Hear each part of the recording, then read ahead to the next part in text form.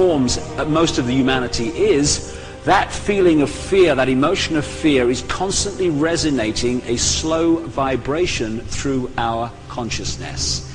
The Illuminati's greatest weapon is the manipulation of fear, which is why they completely lose the plot when people aren't in fear of them.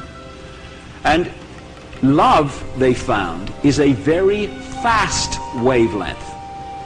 So when we are in the emotion of love, our energy is vibrating very quickly because of that emotion that's going out and making that happen in frequency terms. Now this is important to so many things.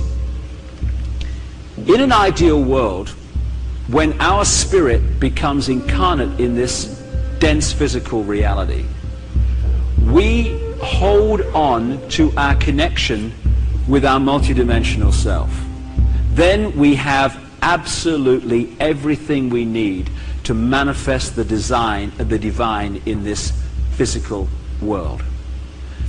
We have eyes and ears information giving us a fix on the world immediately around us, but we have our higher dimensions of love, understanding, wisdom, intuition, through which to manifest also into this world, in which to observe our behavior and what's going on and what we need to do.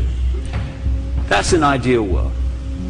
What happens, however, in this manipulated one is that when consciousness becomes incarnate in physical form, from the moment we become conscious in the body, the programming conditioning starts. Through education, through parents who have been programmed to condition their children, not through malevolence but through conditioning.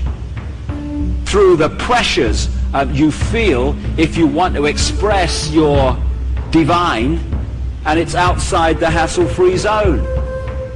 So we tend to go in these boxes, into these eggshells, which shut out our higher levels, because once we let them in, there's no bloody way anyone's going to tell us what to think or do. So we become disconnected from the higher levels of ourselves.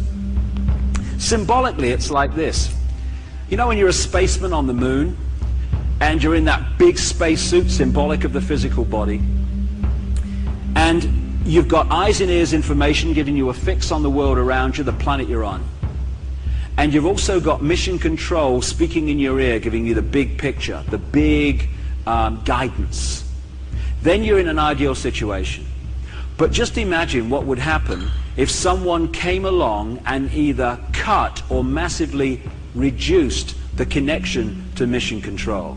Suddenly that spaceman's behavior and perception of reality, what he should do, etc., would be dramatically changed within seconds and minutes, let alone hours. Because now this is the only source of information on which to get a fix on what to do and what's going on, and some vague and fading memory of what he should have been doing now. What happens when we come into physicality is exactly that. We get disconnected from mission control.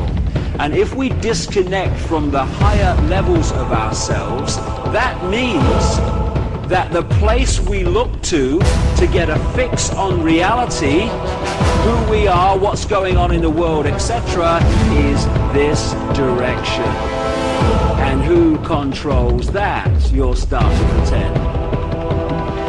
So if you can, and this is the way it works, control the information that these receive while disconnecting us from our infinity of knowledge, wisdom, inspiration, and intuition that would filter this information, you have got people exactly where you want them, caught in the headlights of an oncoming CNN.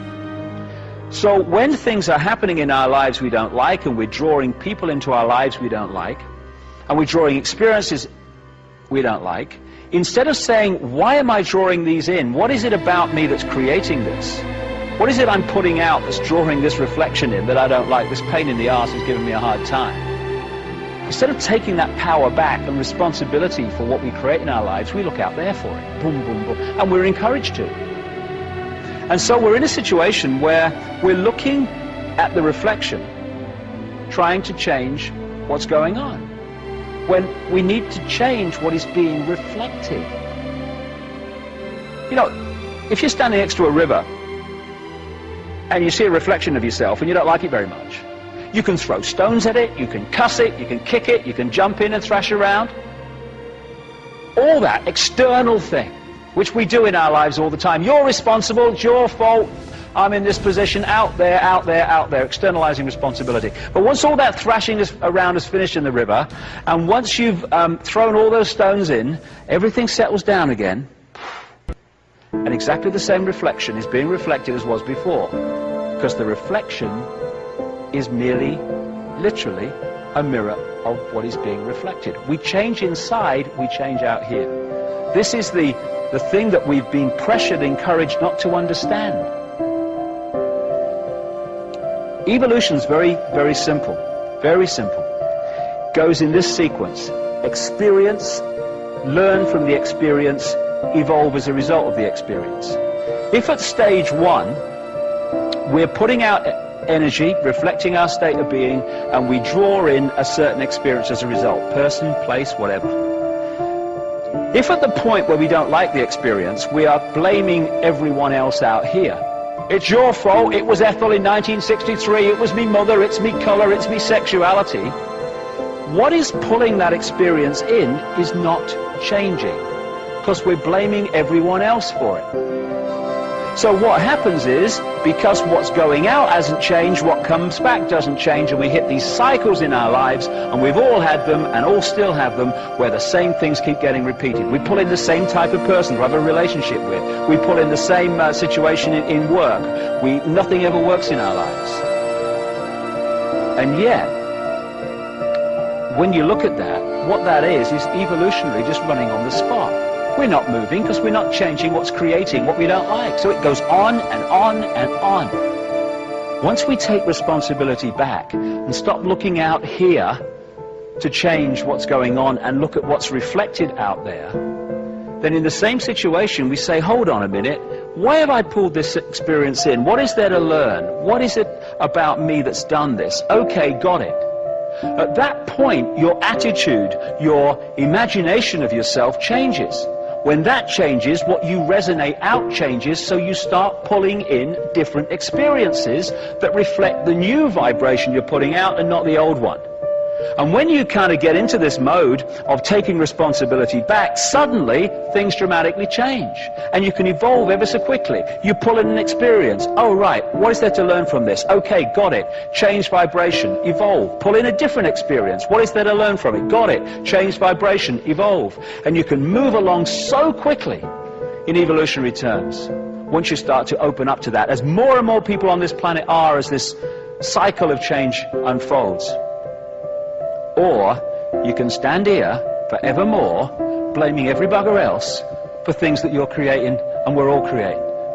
And that's an option too, but not a very good one. So what we put out is what we get back. We are in control of our lives. No one else. We've just kidded that we're not. For instance, I hear people, you must have heard this, where people go, nothing ever happens in my life. It's so boring. It's boring, my life. Nothing ever happens. Everything I try, nothing kind of works, you know. And then you say to them, well, what do you want to do with your life? And they go, I don't know, really. Don't know, never thought about it. Now, I don't know, really, is actually a state of mind. Therefore, it is a vibrational frequency, and I don't know really goes out, and I don't know really comes in. Nothing ever works, because I don't know really. If we can just focus on what we want to achieve and go with the intent, the most powerful thing we can do, what's our intent, what's our focus? This is what I want to do with my life. That intent goes out as a vibrational frequency, and it will always bring towards us experiences and challenges that lead us to achieve what we want to achieve. That's where most people give up. They say, oh yeah, I want to do this, I want to do that, I want to do the other, that's my intent, and the intent then draws towards us what we need to do to achieve that intent, and when it gets a bit challenging, we go, oh God, well I'd like to do it, mate, but not that badly, thank you very much. And we're out of the game. So if we want to be free and we want the world to be free, that's what our intent needs to be. And then the challenges and what we need to achieve that intent will come towards us, and then we can meet them and all this is over.